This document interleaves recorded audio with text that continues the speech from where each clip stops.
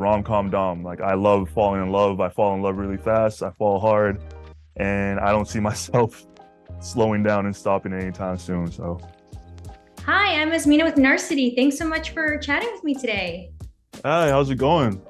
Pretty good. I watched a few episodes of the show yesterday, and things are getting really interesting.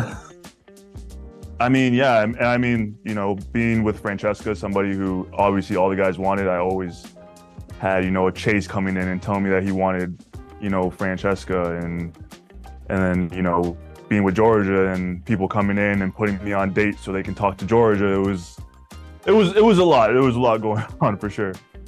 Yeah, definitely. From what I can tell, there was a lot going on each episode, and we won't air this until, the first few are out, but you mentioned Francesca, and I know that you hit it off right from the start. What was it that drew you to her and made you want to match with her at the beginning? To be honest, when I got into the house, I was kind of the new guy. I'm kind of like the new reality guy in the house, so I didn't really know everyone. Nobody really knew me, and when I got in, everybody was kind of like, should we talk about the F word? And Francesca was this big deal, so I kind of, I thought she was obviously very gorgeous, very beautiful, and in my head, I was like, oh, I don't stand a chance, like you guys go talk to her. And then the minute I spoke to her, there was just an instant kind of spark, and then we matched up. And that entire night we were talking, I realized, she's so much more than just her looks. And I think that's when I kind of fell hard. Yeah. And I watched episode 4 yesterday, and I was shocked when she decided to go on that date with Damien. What was going through your mind when she said that to you? Because you sort of looked blindsided at that point. Yeah, it definitely was. I mean, again, I didn't know her history with Damien. A lot of people in the house were kind of bringing it up and kind of like asking me if I was worried about it. And, you might say I was very naive. But, I trusted her, and she told me I could trust her. And I kind of suspected maybe she would put Damien on a date and with someone else to bring him in and then kind of hash stuff out. I definitely didn't see that coming, of her putting herself on that date. And yeah, if I'm being completely honest with you, it hurt. It was definitely a moment that, I was like, I don't know if I'm built for this. Yeah, and you go from talking to someone all day, every day, from the looks of it, and then she brings someone else in. Was it awkward at that point, having them around, having to see them, and then you yourself trying to build a relationship with a completely new person from scratch? Yeah, I think for sure. I think because obviously, we're both starting kind of from fresh with two different things. And it's like one day we're together and we're all over each other. And the next day it's like, all right, now I gotta start this new thing with Georgia. She's with Damien. And, there were moments where like, I could visibly see she was a little bit upset about how close me and Georgia were. And, I had to have like awkward conversations with Damien where he was gonna be like, hey man, it is what it is. And it's like, it's fine. But yeah, I think, but that's the name of the game. And it's gonna get awkward when everybody's in the house dating each other.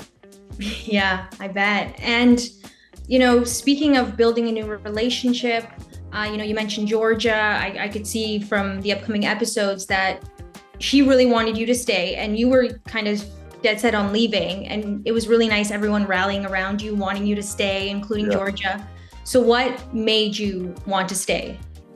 I think it's, I'm very much a loyal person, and I'm loyal to a fault. And I think the minute I got with Francesca, I was like, Francesca's the one, she's it. This is, kind of ride or die. And when that didn't work out, I was kind of like, all right, well, that's it, But then I had everyone reminding me that, you're here to find your perfect match. Clearly, Francesca is not your perfect match. Your perfect match is somewhere here. And everyone was like, Georgia's into you. And Georgia was somebody who I was interested in before I even got on the show. And I said, let's see things through. And Francesca wasn't my perfect match. Maybe it's Georgia. So. Okay. And, you're rom-com dom. You made it very clear why you were there. You were very clear about what you wanted out of the show. Was the experience what you wanted it to be, or what you hoped it would be? Yeah, I mean, throughout all the chaos and the twists and turns that came at us, I think I did. I came I did what I came to do, and that was to find somebody that, you know, I wanted to be with, that I wanted to build a genuine connection with. And, you know, I did that. I wore my heart on my sleeve. I was vulnerable. I shed tears. I got into arguments, you know, I got put in the doghouse a couple of times, and, you know, a lot of people put obstacles in my way in terms of the relationships that I had, but, you know, I fought through them, and yeah, I'm proud of everything that happened and how I carried myself. Yeah, I was just going to say, you know, looking back, now that you've sort of had time to process everything, is there anything that you would do differently, or, you know, anything that you'll be taking from this experience with you? I don't know if there's anything I would take necessarily with me. I think, you know, the person that I was on the show is the person I am in real life, and I'm a loyal dog, you know, and I think you can see that on the show of when I'm with somebody, I give it 110%, and I'm gonna put my all into it, and that's what I done on the show, and I wouldn't take anything back. I don't regret anything, and I'm just gonna, you know, like you said, rom-com dom. Like, I love falling in love. I fall in love really fast. I fall hard, and I don't see myself slowing down and stopping anytime soon. So that's awesome. I'm really rooting for you on the show. And I also noticed that you're a big Swiftie with your TikTok videos, and she even liked some of those. Can you tell me about that? Yeah, I'm a huge Swiftie.